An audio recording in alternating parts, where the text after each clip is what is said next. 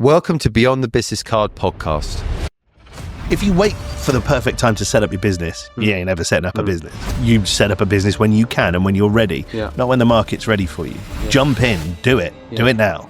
There's no perfect time. If you can align yourself with the guys who are getting richer, you're going to get rich. Right, follow the money. And how do you get yourself in a position where you can sell the most expensive house? If you are 25, 26 years old and you are making millions of dirhams a year, don't spend it on frivolous stuff. I can't say no. I can't not be working because someone else will sell a house that I want to sell. Someone else will do something that I want to do, right? And that will upset me. From record-breaking sales in Emirates Hills to nearly losing it all through complacency, Barney's story is raw, real, and full of lessons. We unpack 17 years in Dubai, the pressure to succeed in a competitive market, the mindset of a broker, and what it really takes to build a life and a business in this city. The worst thing you can do is do nothing. If you're not competitive, what are you? Hi guys, and welcome back to Beyond the Business Card podcast. It's me, your host, Justin McGuire, and today we have a very special guest. Today I have Barney Crompton. Now, Barney is a veteran of the real estate industry. I hope he doesn't mind me using the word veteran there. He's been in the Middle East for 17 years. He's someone I know very well. He's one of Dubai's most high-profile real estate agents. His name has been linked to some of the most luxurious and amazing homes that have been sold within Dubai. He's going to tell us all about it. He's going to tell us about his journey to success, his entrepreneurism, the good, the bad, the ugly. Barney, welcome to the show. The older I get, the more I get called an older statesman. I think there's a correlation there. Veteran, yeah. A veteran. Thanks, mate. That's a very nice introduction, and I don't think I can embellish on that anymore. Everything you said is true. Move on. Well, look, what we do in this show is, I think I mentioned this to you off camera. We like to tell the story of the entrepreneur here. The name Beyond the Business Card, very much it is what it is, right? We want people to explain, go through their war stories, talk about the good, the bad, and the ugly that led them to where they are now. Because the reality is, it's never as easy as it really looks from the outset. People can look at Instagram pages, people can look at YouTube channels, but it doesn't really talk about the suffering. It doesn't really talk about the pain that people tend to go through in the business journey, in this big bad journey of entrepreneurism. And once you get there, once you get to success, people don't really know what you've had to, the amount of failures you've had to go through to get there. And I know from knowing you personally in Dubai for a long time that both of us have been through interesting times. We've ridden the volatility. Oh, we've trodden paths that a lot of people wouldn't necessarily have chosen to tread. Exactly. And with that comes success, and with it also comes failure. And I mean, it's a cliche, right? You learn a lot more from the things that you've failed at than the things that you've achieved at. 100%. And it's weird that the older I get and the further down my path I get, you realize that isn't hyperbole. You realize that is the truth, right? If you succeed at something, great, I've done that. Yeah, that's working, move on. You can glean some stuff from that. But when you fail, you have to go through your failure in minute detail to figure out where the failure came from. So yeah, I mean, it's hyperbole, but it's true. Do you find that you often talk about those failures? Never. Really? No.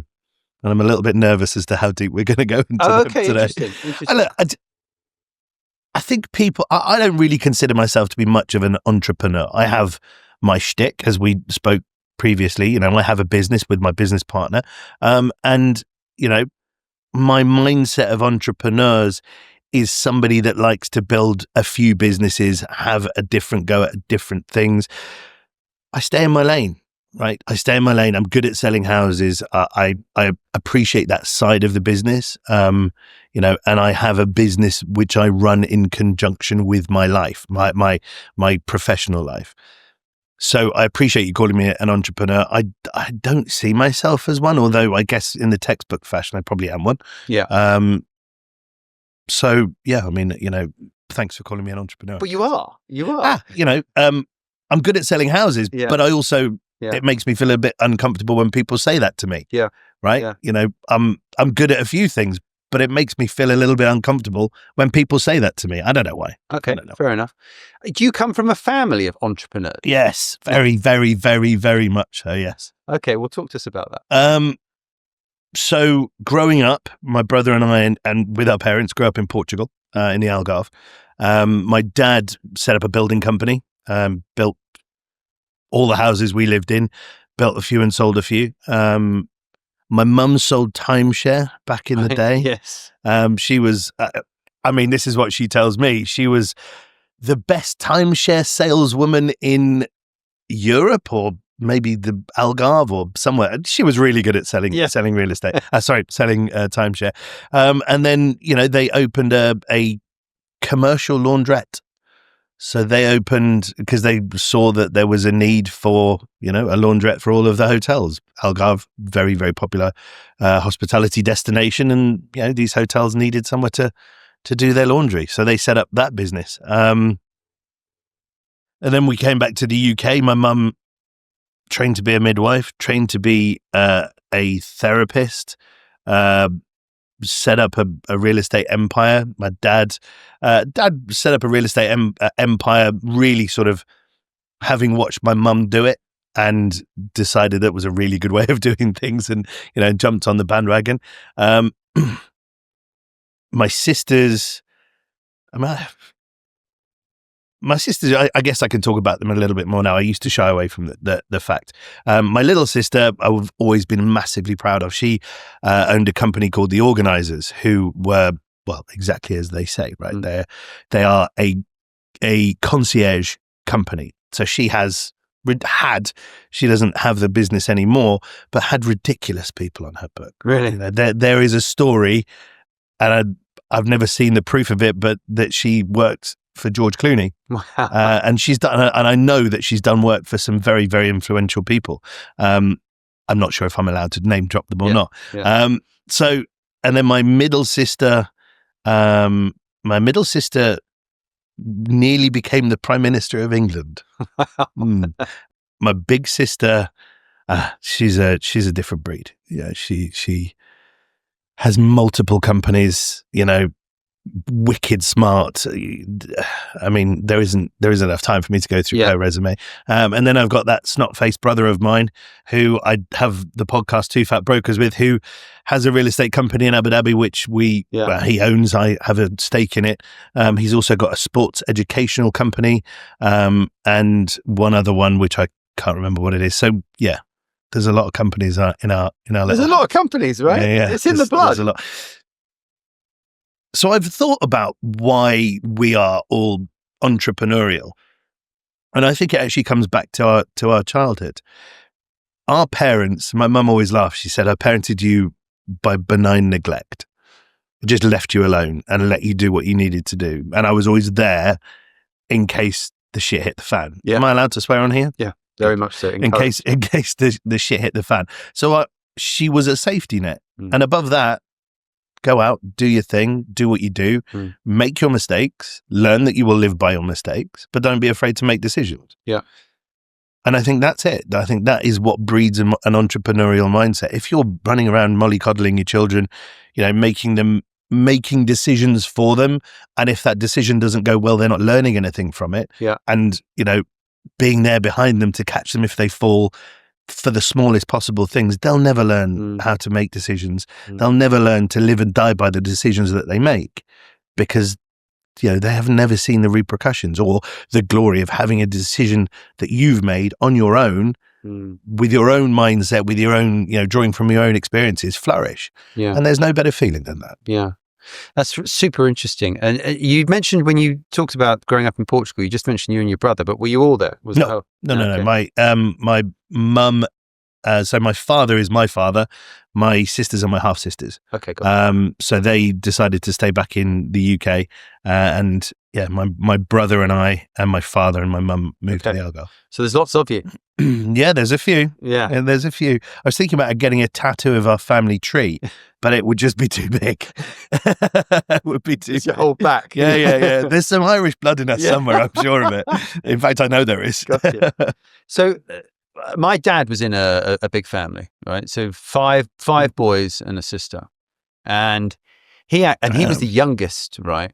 And they all went on to do all entrepreneurs went on to do very, very well for themselves.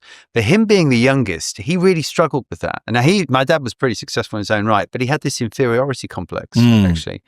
And because he was the youngest by around about 5-6 years, I think, no, actually it was 10 years, they all treated him like the kid. Yeah. And the whole dynamic was super strange. My sisters still treat me like a kid. Right, interesting. I'm a 43-year-old man with my own business, my own family, my own house, everything, and they still treat me like a kid.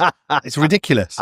So, that's funny. Lessons learned. But did you feel any pressure, like with your... you and your brother feel any pressure then with knowing you had, or were your sisters kind of successful as you were growing up? They're really so clever. Wow. I'm very much the black sheep of the family. But oddly, no. Okay. Interesting. I mean, I'm sure if we were to delve deeply into my psychology, I'm sure there's pressure there. Yeah. But I never really felt like I have to succeed. No. There is a pressure that you put upon yourself to make sure that you aren't the one that's left behind, right? Because, you go to Christmases and stuff like that and, everyone else is doing amazing things and you're the guy, and I say this because it's easy, but you're stuck in shelves in Tesco's. Yeah. Right. Yeah. And that's not a bad job, but you know what I mean? Like the point is there. So there's a pressure that you put on yourself to be better. But also, with the same mindset that my parents brought me up with, if you fail, it's fine. Yeah. Right. Yeah. Just get up and do something else. Yeah. Go again. Yeah. And were they like that with your sisters? Never really saw them parent my sisters, right? I grew up in Portugal. They were in the UK. I mean, my oldest sister is 62. Yeah. 63. Yeah. My little sister's about to have her 60th birthday. So they're, they're 18 odd years older than me. So I never saw them parent them. But I would imagine probably not. Yeah. You get better at the things you practice, right? Exactly. So, they got it right with me. Perfectly right. It's what my mum and dad used to always say about my grandparents with me, because they always made out I couldn't quite, the parenting that they described with my grandparents was just so soft and lovely and easygoing, but the people they used to describe were nothing like that. and that's exactly why. I think that's the pressure of parenting, right? When you're looking after your grandkids, it's candy floss and puppy dog tails. Yeah. But when you're looking after a human being that you are responsible for, the pressure's much more intense. Very much. You are shaping someone that you're ultimately going to let loose into the world, and it's your job to make sure that they're a good person. Yeah. Yeah. And to the detriment sometimes of your own happiness, because I would love to just treat my kids like, to look after them and give them everything that they want, but that's not going to make a good person. Yeah. Yeah. So, and it sounded that when you described your childhood, there was real estate was kind of very much seemed to be in the mix there quite a bit. Yeah, I guess I only really thought about it from the UK onwards perspective, but my dad was a builder. Yeah. I remember playing on building sites in Portugal as a kid, and I remember watching him carry buckets of cement up a ladder and handing them over to the brickies. And I guess in that respect, everyone needs houses, right? Yeah. So but when you got back to the UK, you said your mum had a property empire herself. So your mum was clearly sort of in the game as well, right? Yeah. We tease my mum because my mum always goes on about how she built a property empire when interest rates were at like 13%. Yeah. We're like, you were building a property empire when houses were about 50p a house. Yeah. Right. So 16% on 50p ain't a huge sum of money. Yeah, but I mean, I think she had a formula with what she bought, and it was all based around public transport, and she had HMO, so houses of multiple occupation. So you rent it out room by room. And then there's obviously a communal space, and and that worked really well for her. It kept her really busy. I've always been a great admirer of my mum's work ethic. Mm-hmm. That chick never sits still. She's 83 and she's only just kind of winding down. Really? Yeah.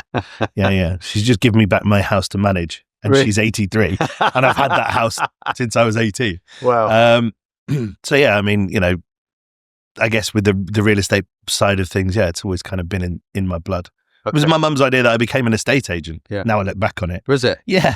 Okay, that's what my I left next school when I question was 17, so I'm dyslexic. Yeah. Not horribly, but enough for it to be an issue. And my brother went to Cambridge, and I said to myself, well, I'm going to at least go to university. So they weren't going to let me back to do my A-levels because I was just shit at school. I managed to persuade them to let me stay. And then after a year, I just thought, this is shit. I'm not good at school. I'm not good at any of this. So I left school, and my mum said, well, you can become an estate agent because, you don't need a degree to do anything. And it's a good living, and, you can figure out what it is that you want to do further down the line. And, 27 years later, I'm still figuring it out, so. And why do you think, obviously she chose being a real estate agent? What, because she knew you could get into that industry at an early age? Yeah. I was 17. I used to cycle to all my appointments. Amazing. On a push bike in the pissing rain. Yeah. Because it's England and it rains a lot. Yeah. And I didn't have a driver's license. Yeah. So. How would you show people around houses? I turned up in a Kagul. Put them on the back of your pencil. Oh, thankfully most of my clients had cars. Thankfully. Yeah. Okay. So did you feel very passionate about the industry once you got in it though? Did you, because I worked in, the talent industry now, but my first 7 years I was in the creative and communications industry. I've completely pivoted my career. Did you, but you've stayed in your lane, as you put it, the whole time. Did you think, right, this is my home? Never really wanted to do anything else. Okay. Well, that in itself probably says something. Yeah. I'm not really qualified to do anything else. Well, you are probably now, mate. Maybe. Maybe. A friend of mine said that I should start coaching real estate agents. Yeah. I'm not a big enough believer in my own skill set to think that I can be somebody that people could benefit from, if I'm going to be brutally honest. Okay. There's always an element of me, the imposter syndrome. Yeah. Yeah. You know what I mean? Yeah. I'm here, and I say this to my business partner, Fabrizio, I have the imposter syndrome. And he's like, yeah, I would get that if you'd sold one record-breaking house, but you've sold 3. Yeah. Right? So, you've either got really fucking lucky or you're doing something right, which is, it's a lovely thing to hear, especially someone whose opinion and I'll deny this till the end, you can edit this out, but I really appreciate his opinion. Yeah. He's somebody that I look up to because he does things very differently to me, but he gets the same results. Yeah. But can I just tell you something? Because I speak to a lot of founders and entrepreneurs, and I've sat up in your seat. There's been a lot of very successful people that I've spoken to. And what you've just said is very common. And what I've realized is that it's actually what drives people, what spurs them on as well. Okay. It's fuel as well.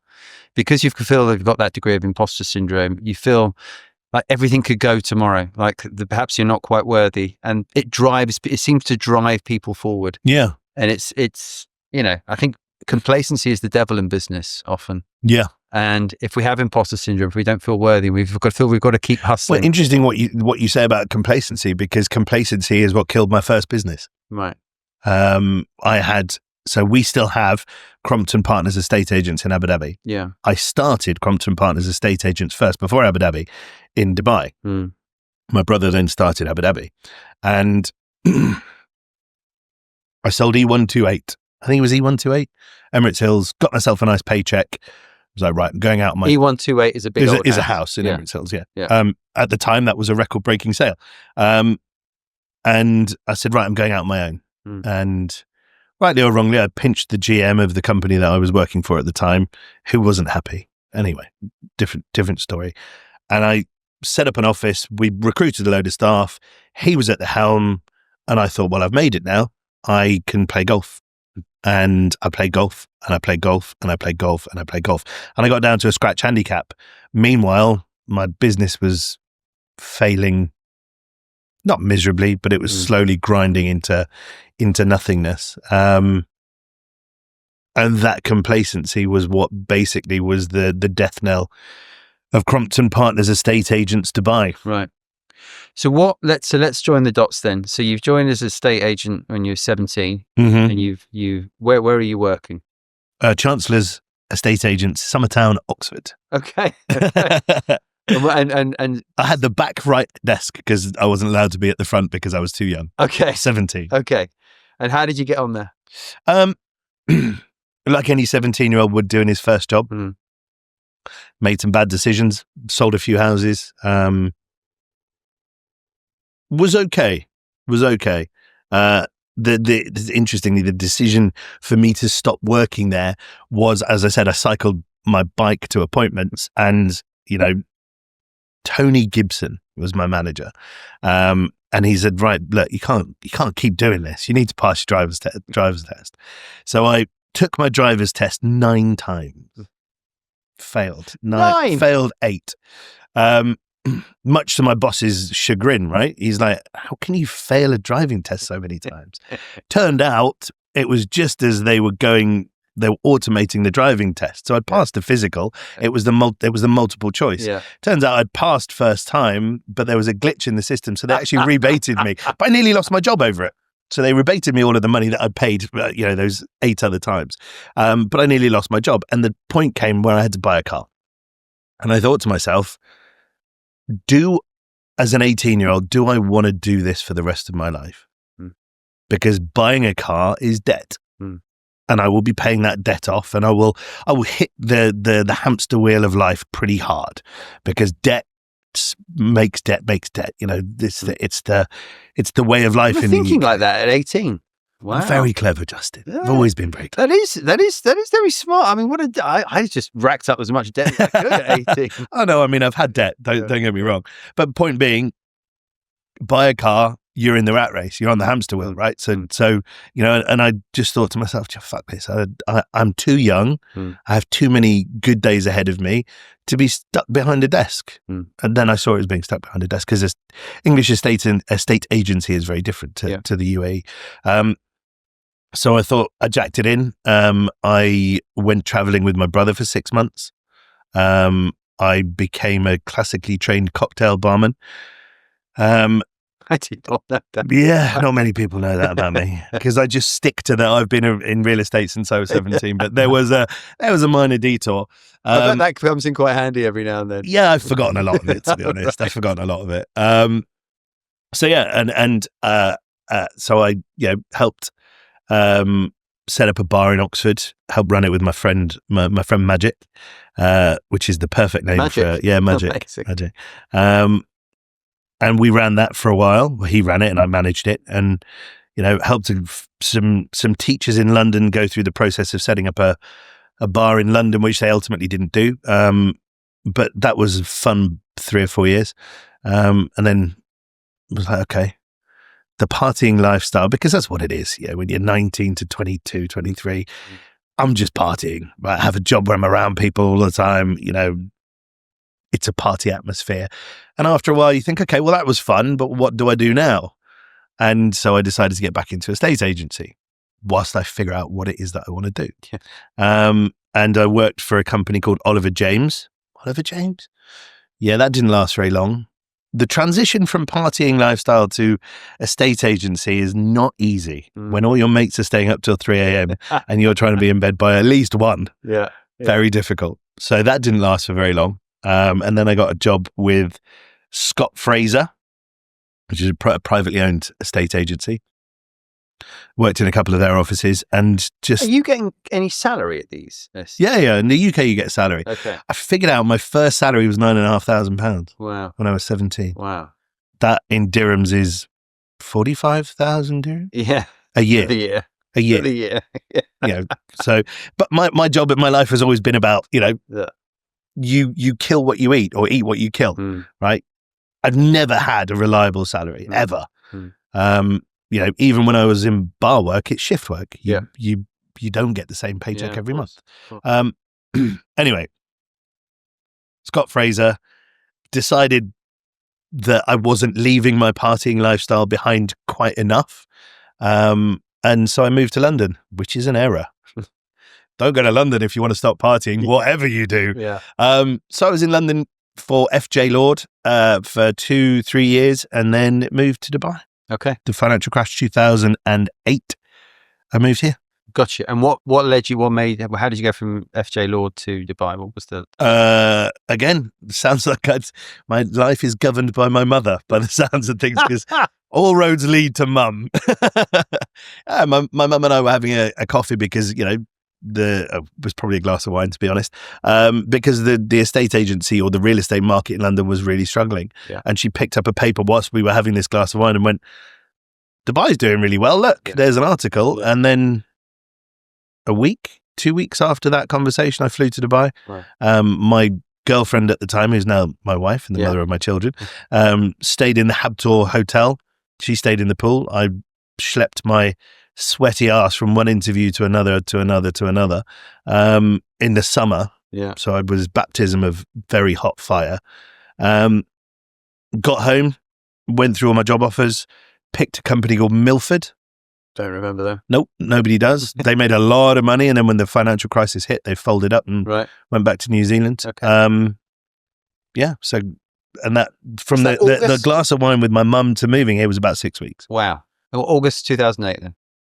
September 2008. So we arrived exactly the same time. Oh, did we? Yeah. Oh, yeah. Cool. Yeah. And pretty similar situation. So I could see that the world, like I was in recruitment in London, Lehman Brothers collapsing. I was working in an office full of financial service headhunters, and they were all everyone's shirtless. Everything was collapsing. And I got a call from a firm in Dubai saying the recession's not going to touch here. And bum, bum. Yeah, I heard that song too. Yeah. Next thing I know, I didn't even come here. Next thing I know, landed here. I think it was September the 11th, 2008, and no one had briefed me on the heat. I'd read about it, but didn't actually that was I remember walking into that thinking, what the hell is this? It's not like this all the time, is it? Yeah, exactly. But so we arrived exactly the same time. Wow. And so then it all went weird within about 2-3 weeks. Yeah, I mean, it was, I don't know about your industry, but for the real estate industry, it was the perfect storm. Excuse me. It was the perfect storm. It was a fire sale. It was 8 months, 6 to 8 months, top to bottom. Yeah. The prices just halved. Yeah. Yeah. In double quick time, and then it got to the bottom and started to go back up again. Yeah. And did you lose your job with these guys, Milford? They closed. Yeah, miserable git. So you moved out closed. with girlfriend. Yeah. Sold her the dream. Yeah. Well, she was at the time, and I mean, she's the mother of my kids now, but she was a graphic designer. Yeah. Because we worked our way up whilst we were here. So she had a job. She was gainfully employed. Yeah. When she moved out here too, after a couple of weeks. Yeah. Yeah. So you've had the big farewell do. Barney's off to make lots of money selling real estate in Dubai. Market collapses. Surely mum is big influence in your life. Gets on the phone. Do you want to come home, son? Sure. I spoke to my dad. Really? Yeah, I spoke to my dad and I was like, Dad, I'm running out of cash. What am I going to do? And he went, well, what do you want to do? And I said, well, I remember, I think her name was Laura. She was kind of one of the girls who had been here a long time, and her and Mark Richards, who everyone knows Mark Richards in the real estate market, were kind of tasked with looking after me. And I remember going to a Springs, I don't know, whatever it was, Springs 11, and I said to Laura, what's the commission if you sell one of those? And it turned out it was £14,000, and that, to a snot-faced kid fresh off the boat, I was like, how much? And I pay no tax on that. No, it's in your pocket. I thought to myself, the spoils of war here far outweigh anything I could have earned back in the UK. So I just decided that my dad and I had a conversation. He was like, well, stay. Yeah. If you think you can last it out, stay. Yeah. Why come home? Yeah. And turned out to be the best decision. Batten down the hatches and away you go. Yeah. I mean, to be honest with you, I wasn't battening down the hatches. I was full of the exuberance of youth, and Dubai was just it still is an amazing place to live. But back then it was a much smaller place. Yes. Everybody knew each other. It was like living in a town rather than the metropolis that we're in now. So it was really cool. Like, you could go out, just meet 30, 40 people that you knew, and you could all have a really good time. And you always have people to play golf with, and it wasn't hard to get a tea time, and it was just an incredible place to live. It still is, but back then it was different gravy. Yeah. Well, and obviously you and I used to hang out quite a bit back in those days. We did. And I know exactly, I can concur. It was not fun. The old tiki puka pukas at my time, you know what I mean? Absolutely. So, are you working? So, what firm did you join after that? Where did you learn? I worked for a different company. He was just starting out. I was one of 6 of his employees. And then he was growing his team. I didn't like the way that company was not being managed. I didn't like the person who ran it. I'll be honest with you. I learned a lot from him Right. on how to do things and also how not to do things. Yeah. Okay. And it's a story that's been told 1,000 times. I was a good real estate agent who figured I could be a good real estate owner. Because it's the natural progression. Every real estate agent thinks that my next step is to own my own real estate company. But you didn't work for any big, like in those days, Better Homes were probably the big one, Yeah, they offered me a job. You didn't want to go and work for one of the big players. You chose to work for like the small boutique estate agencies. Yeah, there's an element of getting lost in the numbers, right? Yeah. You look at these massive companies. Like, why would anyone? And it works for some people. For me, I don't want to be lost in the numbers. Yeah. Right. I want somebody like Mark Richards, like Laura, who just put their arm around me and go, right, we're going to help you. And you don't get that from big companies. Yeah. Right. And, I'm not saying that big companies are bad by any means. It's a method. You buy the market. That's what I call it. You buy the market. You just have more bums on seats than anyone else. But that is battery farming rather than organic farming. Yeah. That's the way I look at it. Yeah. And you get better chickens from organic farming. Yeah, right? I agree. I sort of took a similar path in my career as well, and I liked being able to talk to the owner. And looking back on it now, a lot of the lessons that I'd learned in entrepreneurship have all been from watching. I was basically at school, I was watching what my boss did. I was watching how they behaved, and like what I will say is, when I started in business, I think I wasn't myself at the beginning. I was trying to be I was basically replicating what they were. I was being a mini versions of them, which actually wasn't true to myself. And eventually I got that will always come back and bite you in the arse, won't it? And it did. It did. Because you can't keep up a pretense forever. You can't. I remember I used to come in. So remember when I first started, I'd even dress a bit like my old boss, like suited and booted and ties. I'd, put on my uniform just as this person did, and it just wasn't me at all. No, it wasn't me at all. But so I think dressing is actually I talk about it on my podcast. I think dressing is actually a really important part of your professional life. Okay. Because we've all worn suits. Like everybody's worn suits, right? I never felt comfortable in a suit. No. Always wished I didn't have to wear one. And then when you suddenly finally break free of wearing a suit and I'm not comfortable in a suit, therefore I'm not comfortable 70% of my working life. Yeah. Or 100% of my working life. Yeah. As soon as you become comfortable in yourself, physically dressing, your whole ethos changes. But there are people who are very comfortable in suits. A friend of mine, I tease him a lot about the way he dresses, but he's very comfortable in it, and more power to him. He wears a suit, smart cash.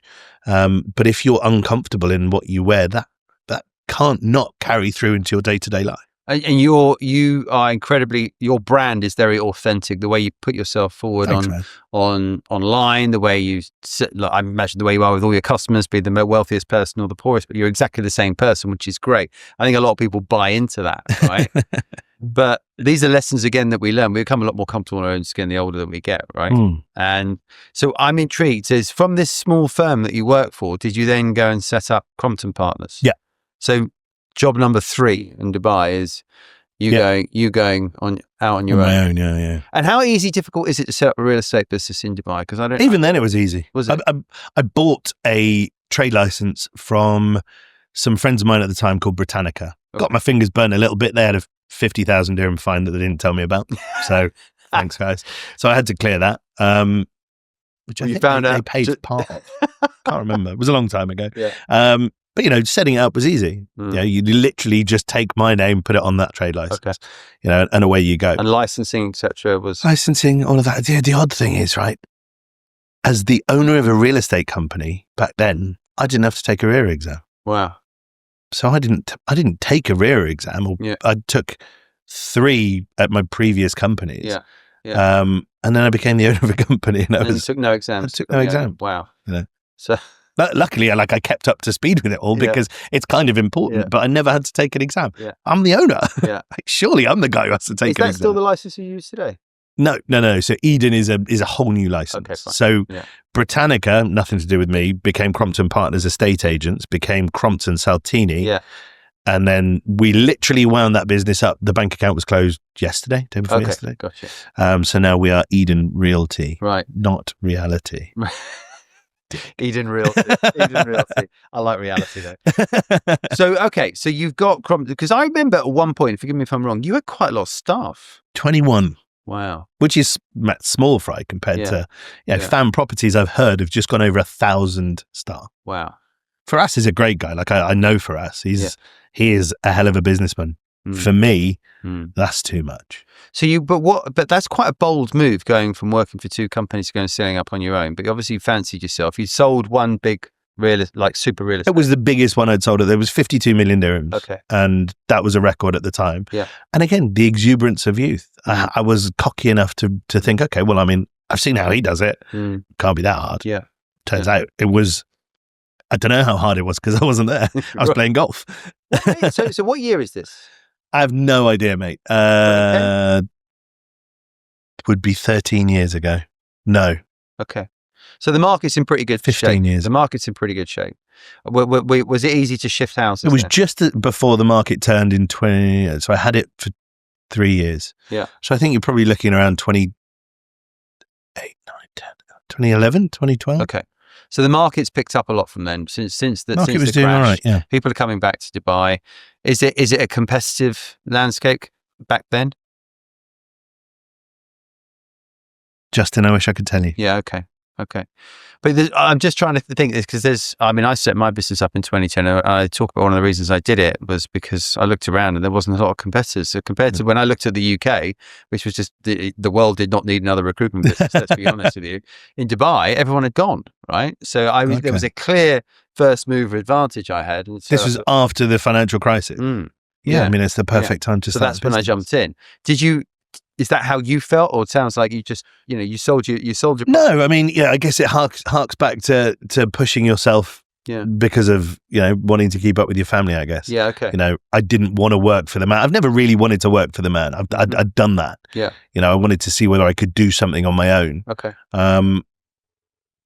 It was nothing about timing, right? If you wait for the perfect time to set up your business, you ain't never setting up a business, right? You set up a business when you can and when you're ready, not when the market's ready for you. Yeah. Jump in, do it now, right? There's no perfect time, because the market's either going, you've not timed the bottom, you've not timed the top, right? Just do it. Yeah. But I'm intrigued with your description of when you said it. So what made you, you've spent money on a license, you've gone, I want to have my own business. Most people would then go, hell for leather, just absolutely throw themselves into it and work their socks off to build their business. But the way you've told the story is that... It's a good question. It's a good question. Went to the golf course. Yeah, a self-sabotage maybe. Yeah. Maybe I knew I wasn't ready, so I'm just going to bust this one open and, go again later. Maybe. Did it go well at all?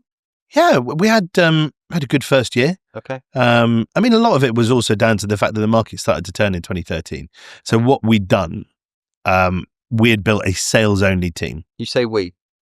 The manager and I, Mark. We'd built a sales-only team, and I could see that the market was turning, right? And I thought to myself, okay, we need rentals, because if nobody's buying, people are renting. So the rentals will keep us afloat. So we sunk a load of money into rentals, hiring a load of new staff, hiring a rentals manager, all of this stuff.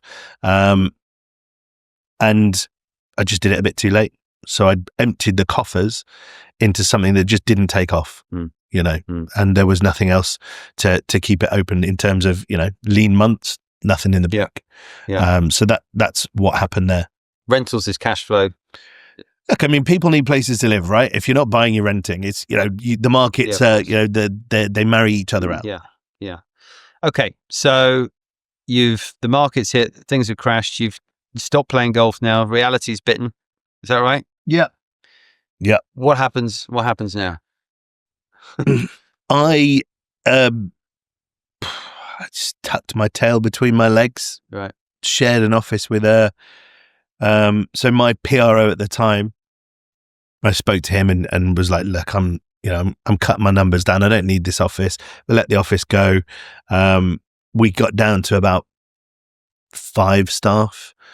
and one of them was the manager, and I'd cut his salary, and it wasn't really fair on him. He was kind of doing his best, but I'd sent him into a gunfight armed with a knife. I wasn't really present, and so I shared an office with Steve and again another Mark, I think it was a company called Elite Sports. They were a sports academy guys, so they had half the office, and I had half the office, and in the end, it was literally my secretary and me in half this office. And I made ends meet. It was not hard when your overheads are so low. I was still billing, but it was getting less and less fun. And then what happened? Then I met a chap called Chris Boswell. Okay, I've met Chris. Yeah. I'm wondering if this is in the right. I'm getting the timing. So this, I'm just trying to work, because obviously the market, for people that don't live in the region, they don't really understand the volatility of the market here. So the market peaked around 2014, 2015. Yeah, 2014. And then it's completely crashed. I think we bought our place in 2016. I remember Brexit happened, and then it just it just went another nail in the coffin. Yeah, a one-way ticket down, right? And the market was depressed pretty much till COVID, as far as I was aware. Maybe you can correct me if I'm wrong. No, I mean I would liken it to a death by 1,000 cuts. Yeah. Right, takes a long time, very uncomfortable, and there really doesn't seem to be an end to it. So I mean, then COVID came in. Who'd have guessed? The way that But there's quite a long gap between it was 5 years. Death by 1,000 cuts. I mean, what made it was 5 years of a declining market? Yeah, and I was talking to you then. I know that you were.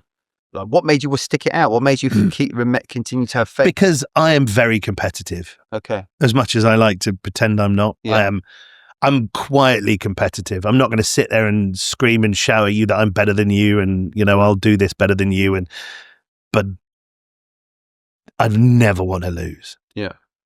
I never ever want to lose. Where does that come from? Don't know, but I love it. I love the fact I don't want to lose. I love the fact I can't stop. Really? Yeah. Like my wife, I don't know if you saw my Instagram story.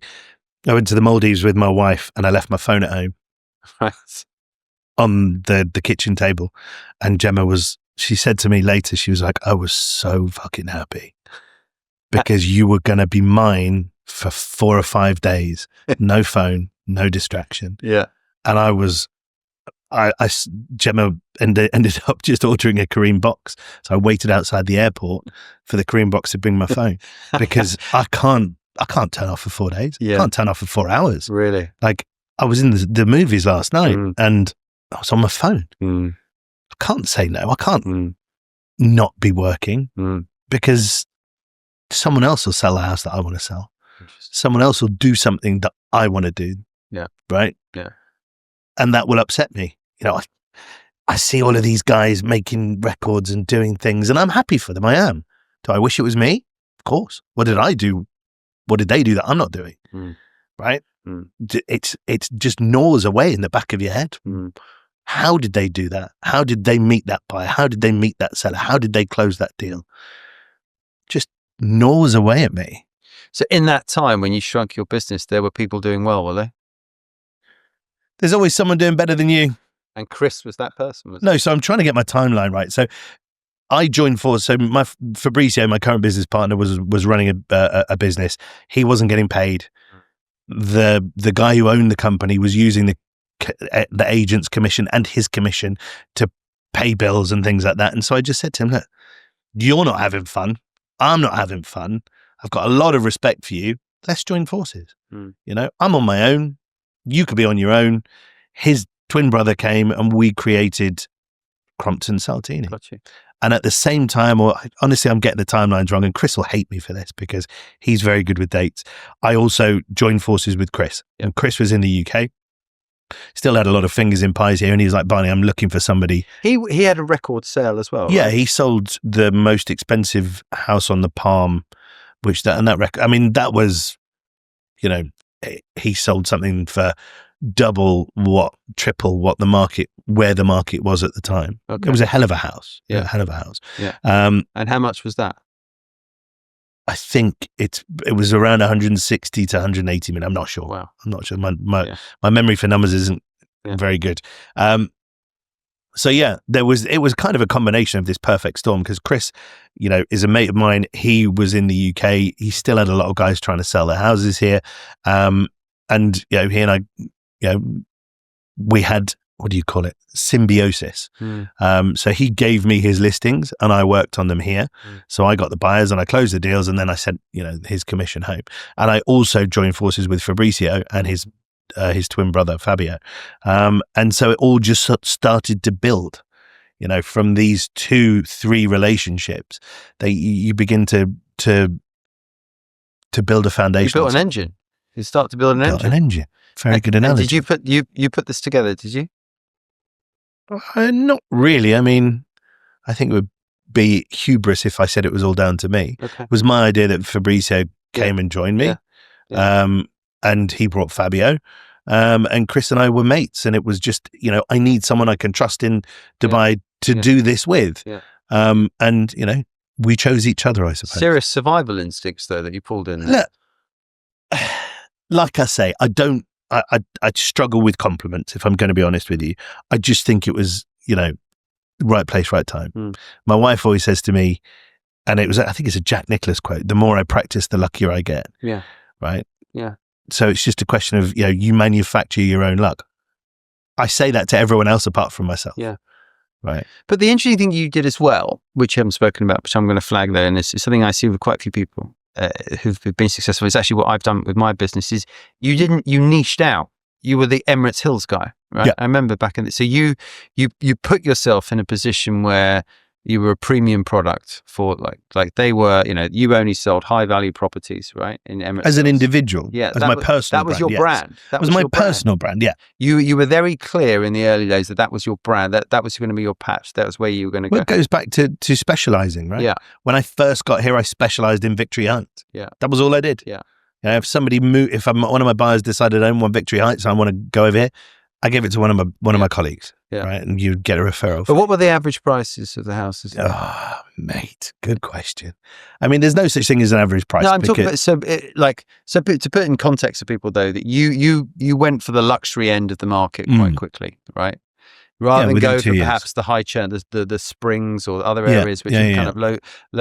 Follow the money, McGuire. Yeah. But not a lot of people, but you say that as if it's like it's an easy choice to make. Well, not a lot of people. If you look at the world, right, the rich are getting richer, the poor are getting poorer. Yeah. If you can align yourself with the guys who are getting richer, you're going to get rich. Yeah. Right. Follow the money. Yeah. If you align yourself with the lower end of the market, they're the guys that get stomped on when things get bad. Yeah. You're going to get stomped on. But the main players in the real estate market at that time, what did they look like? What were they doing? I mean, the main players were still Lewis Allsop and Allsop. He's been around for forever. Espas, they were mid-level. Yeah, right. Exactly. They still are the mid-level, which again, it's a niche. It's a big niche, but the nice thing about that is they're the lungs of the market, right? If people are losing money, the wealthy are moving into the mid-range. If people are making money, then the lower end are moving into the mid-range. So there's always this sort of churn inside that market. It's clever. Yeah. But to do that, you got to be big. Yeah. Yeah. So I think that was the business plan that they wanted. These are the guys that I call buy the market. They have so many brokers. Of the market, really interesting perspective. Well, I mean, it's where everything passes through, right? Absolutely. And these are the guys that bought the market, right? They're the guys that, and I say it like it's a bad thing. It's against what I believe is good for me. But these are the guys that, have 500, 600, 700 real estate agents working for them. My thing, right, and I thought about this interview this morning when I was brushing my teeth. My thing is I care about the guys that work for me. And it sounds so cliche, but I think if you've got an allegiance from the guys that work with you, they fight not just for themselves, but they fight for the company. Yeah.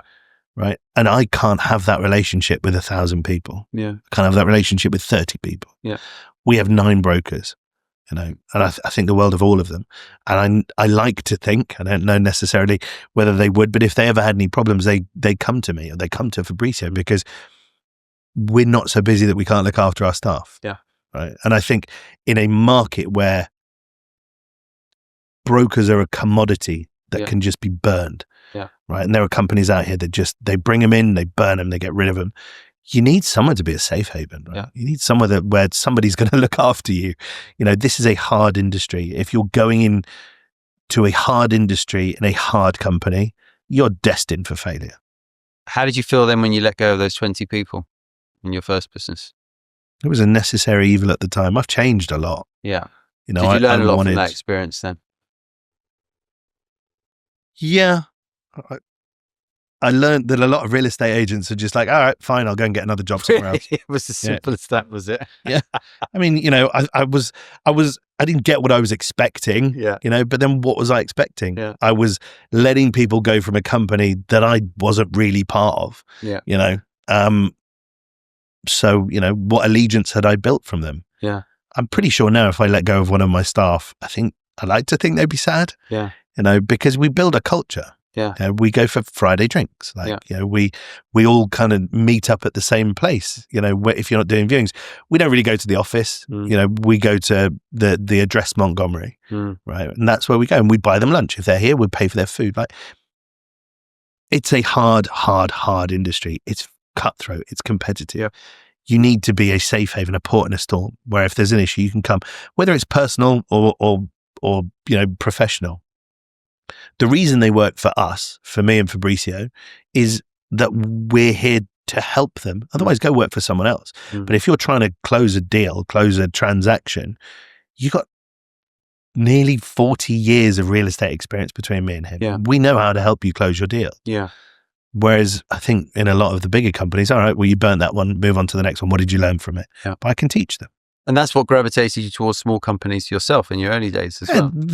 I suppose so. The reason I want to stay small now, I see these bigger companies who do the luxury and they've got 80 odd brokers. It's not hard to say who I'm talking about. Yeah. But obviously I'm not allowed to say it. Yeah. But I can see people in that company really not enjoying it because it's a big company and there's only so much expensive real estate. Sure. And there's backbiting. There's there's underhand dealings inside the company because at the end of the day, no one's got a salary. Yeah. And you eat what you kill. Yeah. And that's the way it is in Dubai with all real estate agents. You eat what you kill. Yeah. No, the days of a salary are gone. There was a time when I first got here, you might get a salary of 5,000 dirhams. Yeah. And this is the interesting thing, right? And you hit the nail on the head with your journey is when everyone left in 2009, all of the guys in your industry left, and you were left on your own to build your empire. And when everybody left the real estate market, all the managers were saying this would be really good for the market because all of the dross, the bad agents won't be able to make any money and they'll all leave, and it'll clean it out, and only the good guys will be left. Couldn't be further from the truth. Really? Couldn't be further from the truth. Who stayed? People who could live on 5,000 dirhams a month. Yeah. Who left? Intelligent people who decided that this shit wasn't worth sticking out. I'll go and get a real job somewhere. Right? So it couldn't be further from the truth. Yeah. So when you guys joined forces, and it sounds like a powerful team you put together. It is. How long did it take you to really feel like you were onto something? And what year so this is like, and you're not so good with years, but let's say, Numbers. Is this like 17, 18, I'm thinking?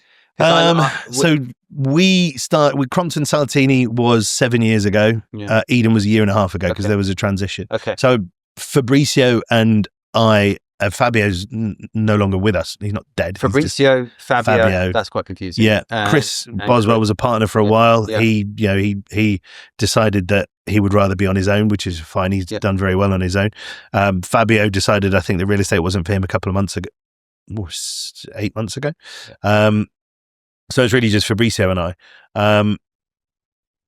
Sorry, what was the question? No, I'm just trying to work. You went from this horrible experience of basically almost shutting down your own business. Yeah. I remember you at the time. You were a bit beaten up, right? Yeah. You you've come out the other side, like, the comebacks, the Rocky Balboa comeback stories coming in. Thanks, right mate. now. At what point did you go? I'm intrigued, because at what point do you then go, hang on a minute, I think we're onto something here? And, do you, I've never thought that. well, there must have been a time when the phone was ringing and you started selling houses and life was a bit better than it was before, right? Yeah, but life, okay, so maybe this is my competitive edge. There's never enough. There's never a point where you go, nailed that. Yeah. Yeah. Right? It's always, and this is the sign of a good real estate agent. When you broker a sale, don't go on holiday. A lot of them do. They get paid, they go on holiday, and the momentum goes, right? When you broker a sale, it's done. That is out the way. You're only as good as your last sale. Make your next one better, right? That's the deal, right? That's the never enough mentality. I will never sit down and go, well, nailed that. What next? Yeah. It's always, what's next? Yeah. So when you and Fabrizio came together, you knew that, like, I've met my match here. Yeah, that guy's family. Okay. Yeah, 100%. Okay, fantastic. And what was your, like, when you got together, what was the vision for the business? What did you guys want to do? Originally, it was just have enough brokers to keep the lights on, and we'll take 100% of our commission. And what point did you realize that you've moved beyond that? We're still, I'd probably say it was a conversation we'd been having for a while. Yeah. We'll only ever have 5 or 6 brokers. Yeah. And then that's 10. And then maybe it's 15. Yeah. And we'll only ever have this satellite office where the secretaries go and our license is parked, because we're never going to be in the office. Now we're like, maybe we could do with 1,500 square feet. It's just one of those things, right? It's never enough. But also, you said it's never enough, but also we just want to work hard enough to keep the lights on. Is there a degree of anxiety there that things might implode again? Always. Really? The Dubai real estate market, it's becoming less and less like the crypto market, but I always liken it, this is the crypto real estate market. I don't know any other real estate market in the world that booms and busts like this too. Yeah. The interesting thing is, if you look at the graph of the booms and the busts, the booms are always a little bit higher and the busts are always a little bit lower. Okay. So the trajectory it's a narrowing path, which is the sign of a maturing real estate market. Eventually, 100 years in the future, those booms and busts will be like they are in London. 5% is a terrible, terrible bust. Here, 5% is an afternoon, right? This is a real estate market that 16, 17 years ago, halved, literally top to bottom halved. And then the next 2017, 2018, from the peak of 2014 was about 30, 25 to 30. The next one, judging by that rationale, should be 10 to 15. Yeah. And that's a good sign. Yeah. It's an unavoidable fact, but the peaks and the troughs are getting narrower. What's the difference now in running a business now versus when you first set up? What's the difference in the market then? In the market. I was going to say my presence. The market is bigger. There's a lot more real estate agents, and I also mean there's a lot more real estate. Yeah. There's a lot more to go around. There is a lot less trust, and that's a sad thing. Agent to agent agreements are, I don't really work with them because I'm inherently, I trust people. But there are more and more stories of agents underhanding each other, which is a real shame. Back in the day, it was, this is my listing, this is the number. You want to go, I'll organize it. The owner will be home. They could show you around if I can't make it. Like it was like a little family, a little community. Yeah. But that's just true to life. The more people in the pot, right, the more diluted the pot. So, that's one thing. It's a lot easier to do business. Before it used to be, you'd write your own MOUs. There was no formula. Each company had their own sales and purchase agreement that was signed. Yeah. I don't think any of it would have stood up in court, but it became sort of this mutual agreement that we've signed a letter, so we're not going to mess about, right? Now you have government mandated forms that people sign that do stand up in. Okay. A lot of it's more automated, so it's a lot quicker. Yeah. I mean, it's maturing. It's actually, in terms of, having sold houses in London 18, 19 years ago, I would say it's far more streamlined, right? There are no such thing as local searches. Okay. So in the UK, I'm sure you know, when you buy a house in the UK, you do a local search, right? Are they planning on building any, skyscrapers in your garden? Yeah. Has there been any subsidence? Subsidence is obviously, people that don't know, is one side of your house just falls away and the other, and so your house just falls over. None of that there's none of that here, right? There's no property inspections, so no valuations take place unless there's a bank. Nobody comes around and crawls around in your roof space to make sure that your roof isn't falling in. So it's a lot quicker. Yeah. Because all of the houses are, the oldest house is, that an expat can buy is probably around 20 years old. Yeah. So there's not a lot that's going to have gone wrong with it by then. So it's a lot more streamlined. Okay. So it's a lot, and I assume your customers are a lot more international now than they were before. They've always been international. Always been international. Yeah. Interesting. GCC locals have an area where they like to buy, or where they can, but they can buy anywhere. But there's an area which is just for them that expats can't buy in, and that tends to be where they live. Right? You get the occasional, local Emirati that lives elsewhere. Yeah. But most of them live together. Okay.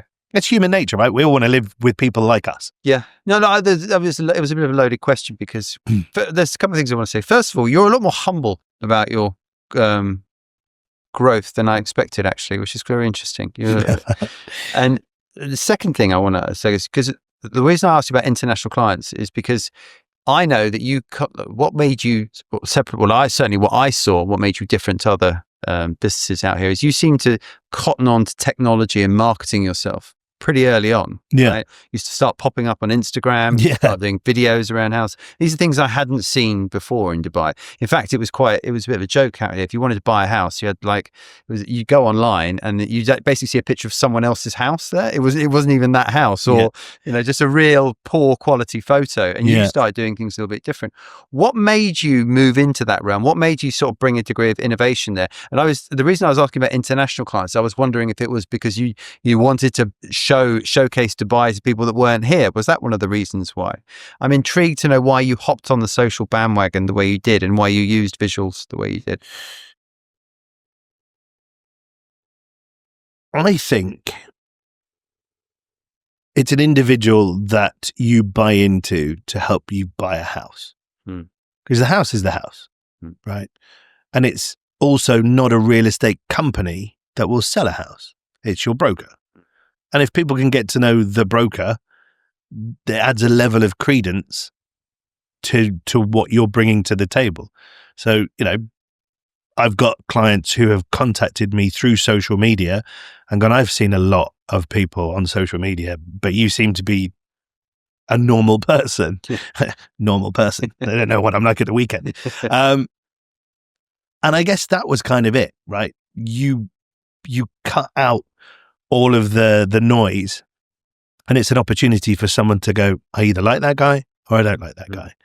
And then they contact you and you're exactly as you are, as they've seen you. And it adds a level of comfort, security. But don't keep in mind, most of the people that you buy and sell houses for, this is the most expensive thing they will ever buy and sell. Yeah. And they've got to know and like the person that they're going to deal with.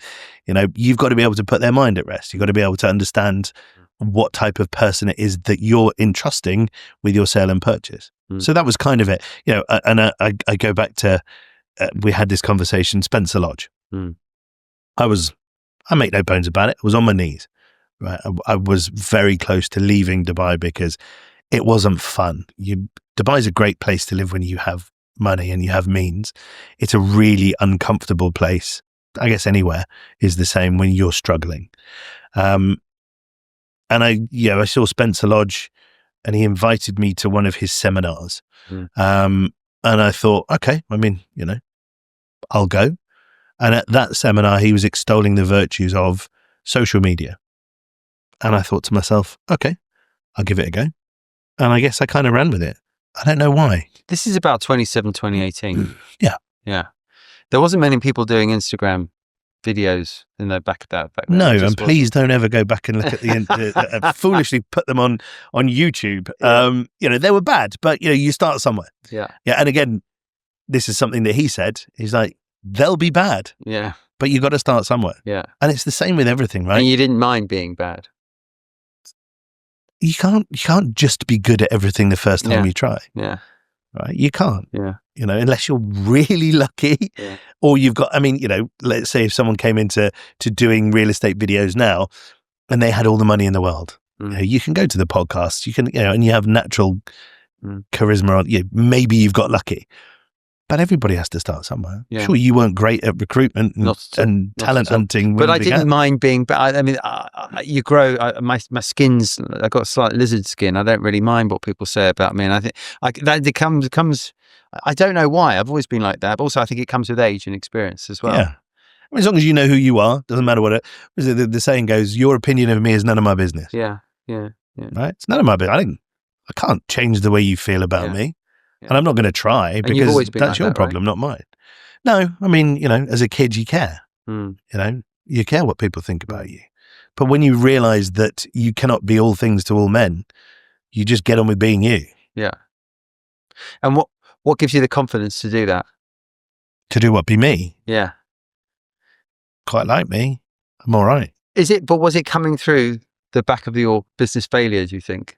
That gave you that confidence? No, I've always been confident, and I think again that goes back to the way I was parented. Yeah, I'm all right with making mistakes. Okay, I'm all right with failing. Yeah, as long as you get up and go again. Yeah, I'm all right with that. Yeah, the worst thing you can do is do nothing. Yeah, so I've grown up to be, and I've grown up to like the person that I am.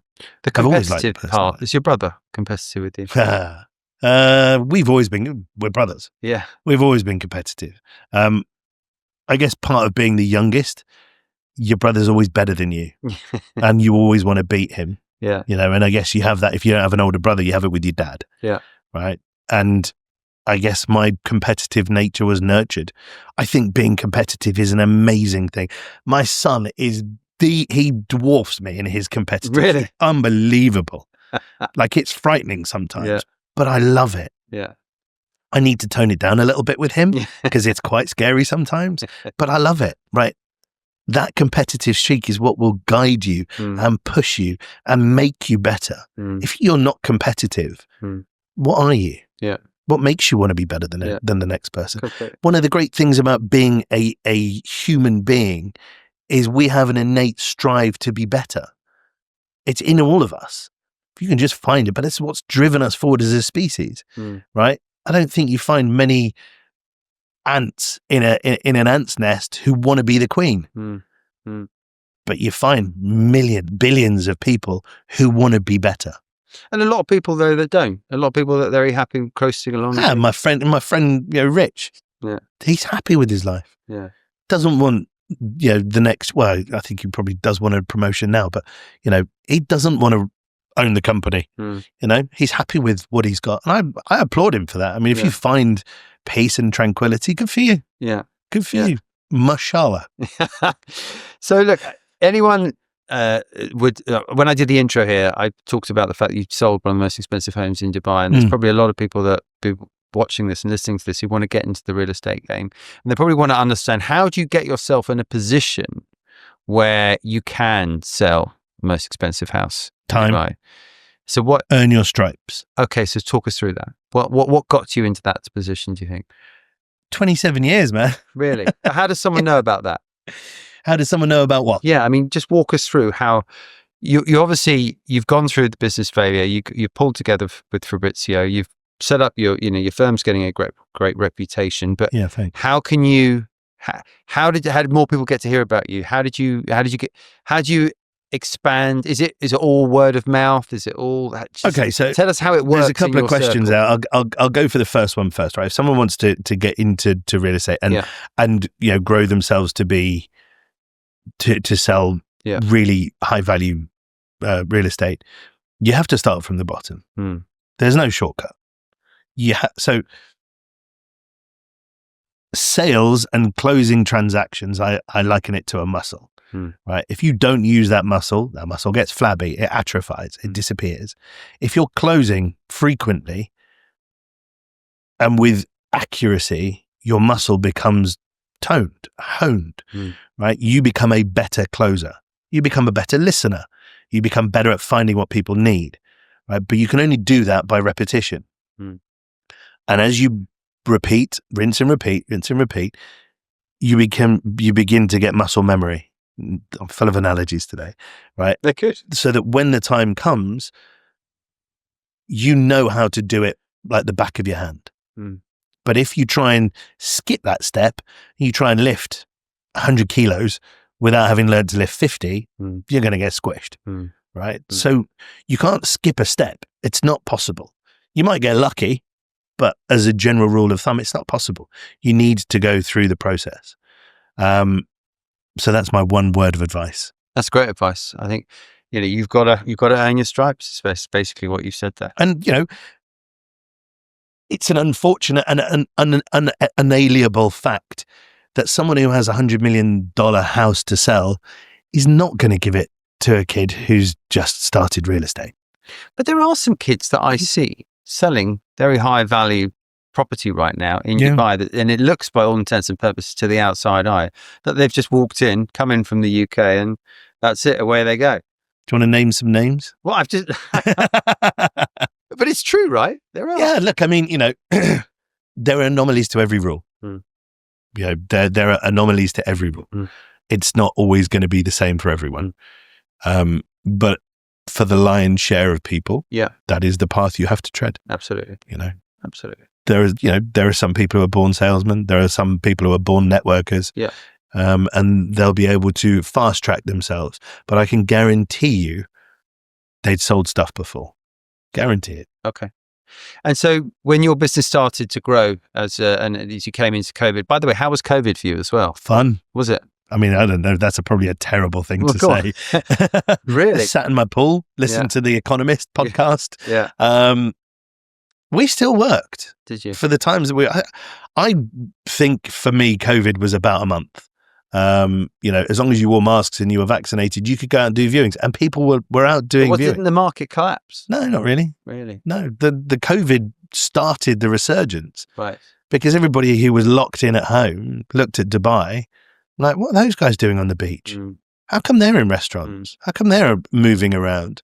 And that really put Dubai on the map, if you think about it. When the world is stood still and there's some movement, everybody left. Yeah, they were very smart, and they opened up visas and allowed people to go. I was living in Singapore at the time, and it was like... you guys were screwed. I was screwed. And we got, think about the opposite.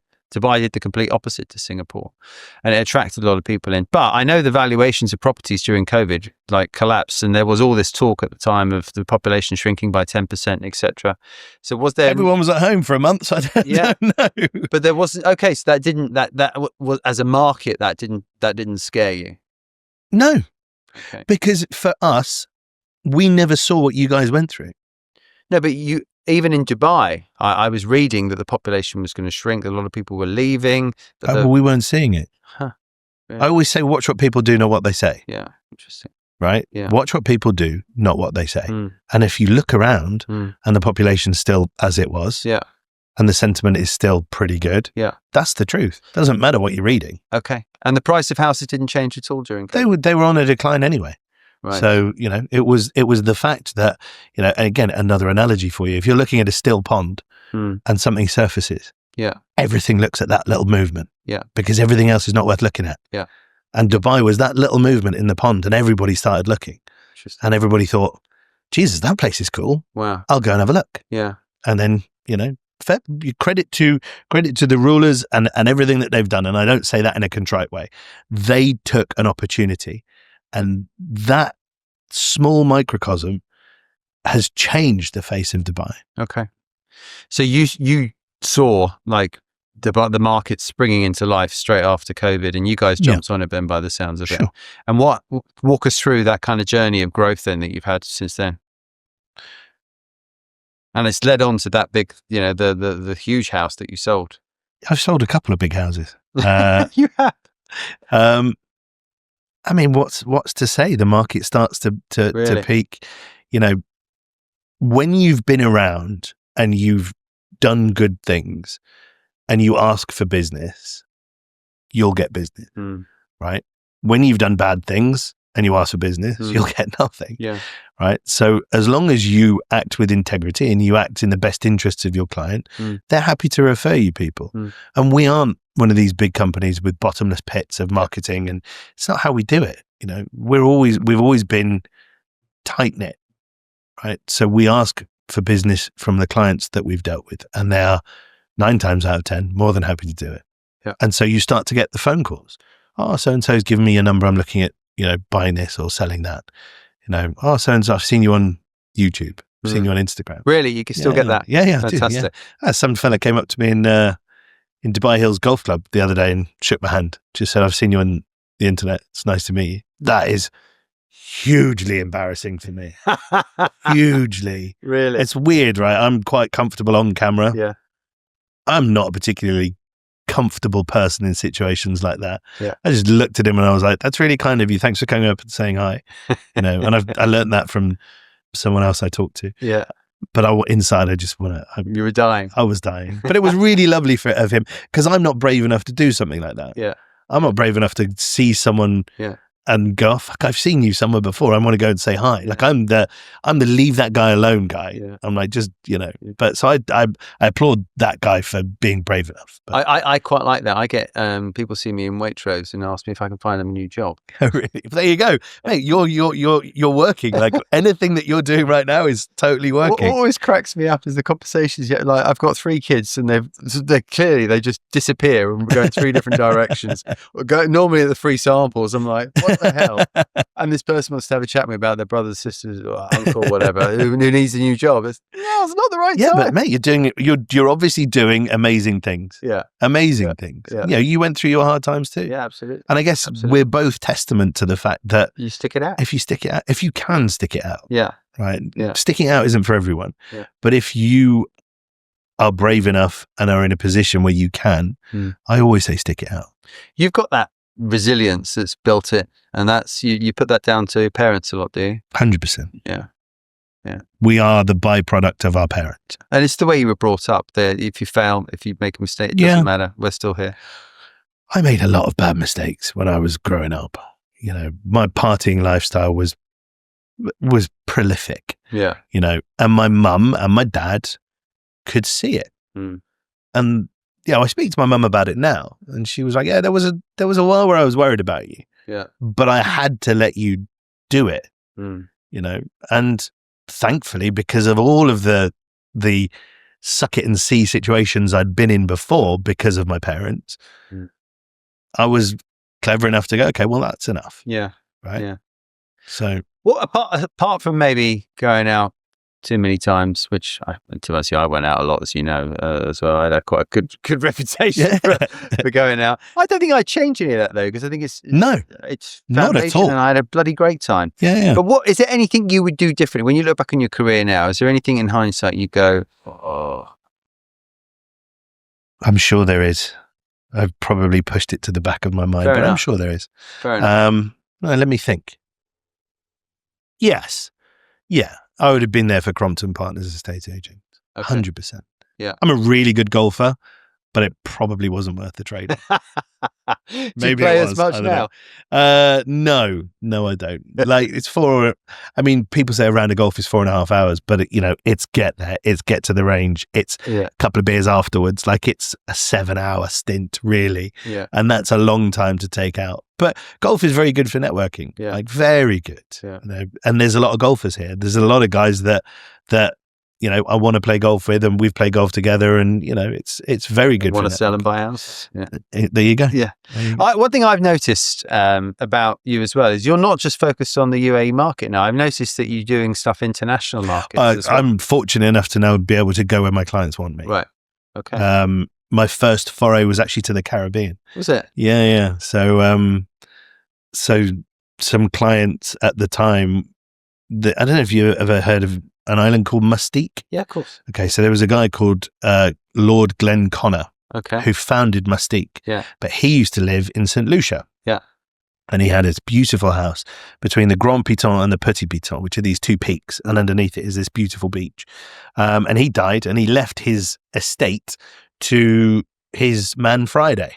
Really? Yeah. And And Sure, that's my client said, Yeah. go there, yeah, meet this man Friday, yeah. get a price from him, because that land is unbelievable. Wow.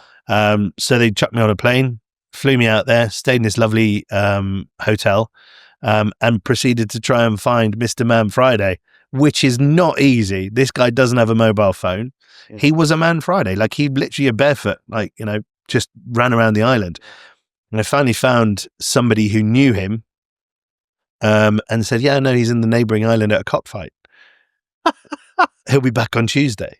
So I hung around, and my client said, okay, well, what I want you to do is I want you to experience the island, go to the best restaurants, go and have a look around the best hotels, get on the boats, go up and down the coast, find like the amazing places.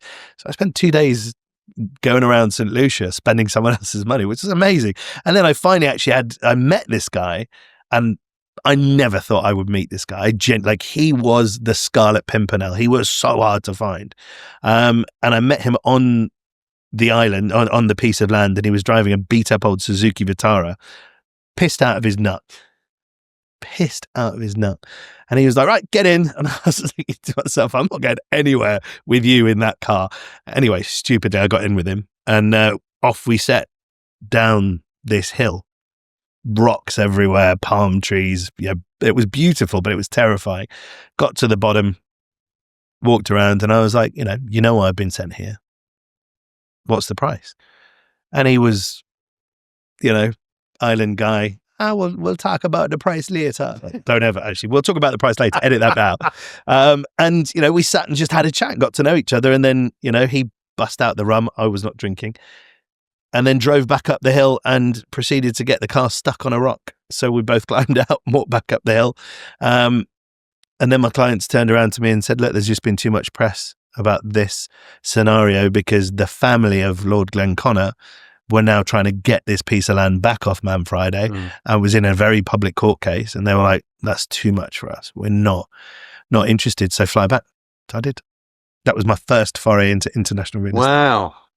What a story. Yeah, it was cool, man. I enjoyed it. But it was, one of the things I say about real estate is we're not salespeople. We are not.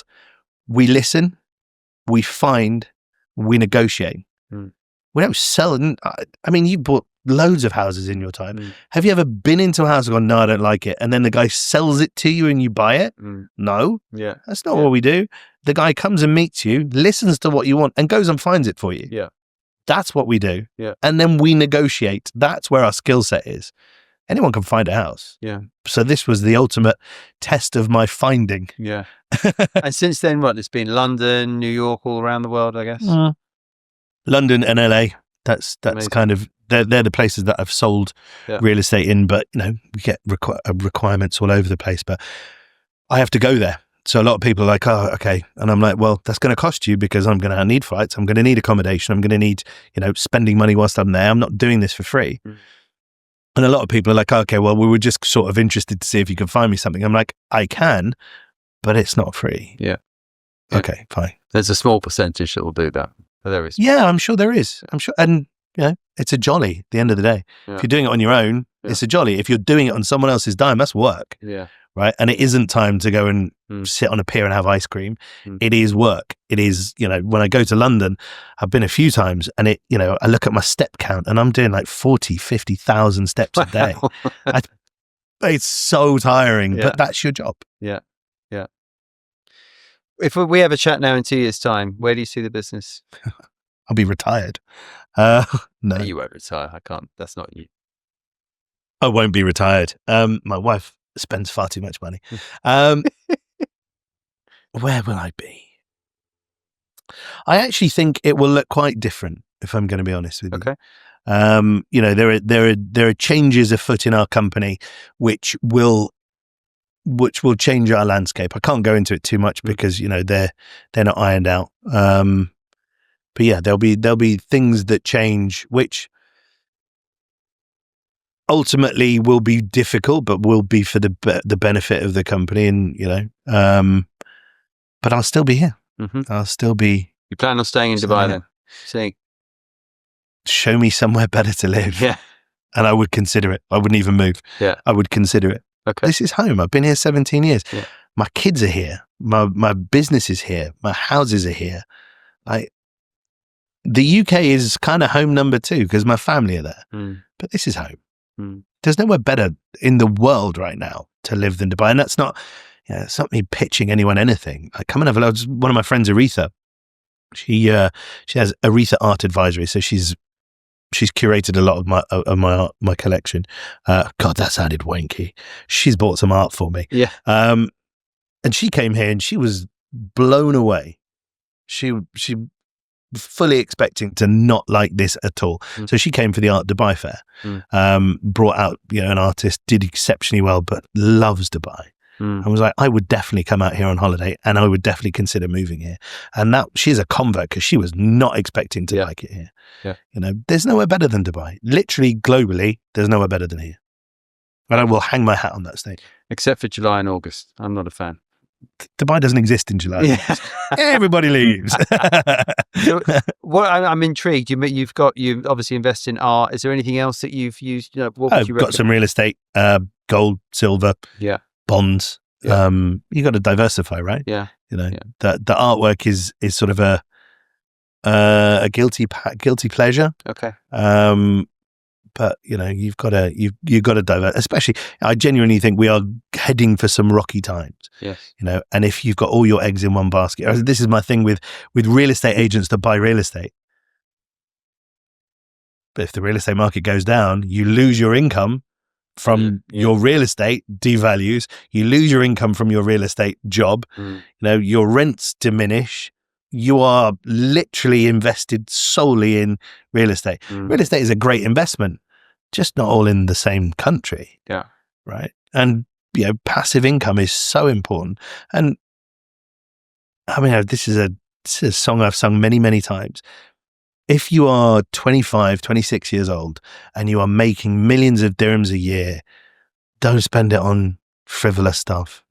Spend it on frivolous stuff a little bit. Treat yourself. You've earned it. Put that money somewhere. It's going to be safe. It's going to make you interest, because when you're my age and you realize the amount of money that you've squandered, I only stopped squandering money about 10 years ago, 33, when my kids came along. Before that, I was living the life of Riley. Yeah. If I'd invested that money then, my life in the future would look very, very different. Thankfully, my life looks very rosy, but it would look very different. Yeah. Yeah. Sound advice, Barney. And I think we're going to end on that note. Guys, I hope you enjoyed this episode. Barney, thanks a lot for being here. I would just like to say thank you very much for having me. You've made this a real pleasure. You're the first podcast I've been on that isn't mine. So I'll be honest with you, I was a little bit nervous, but you've made this very enjoyable. Thank you. Thank you. And guys, please do subscribe and look forward to seeing our next episode. Thanks a lot. Cheers. Cheers.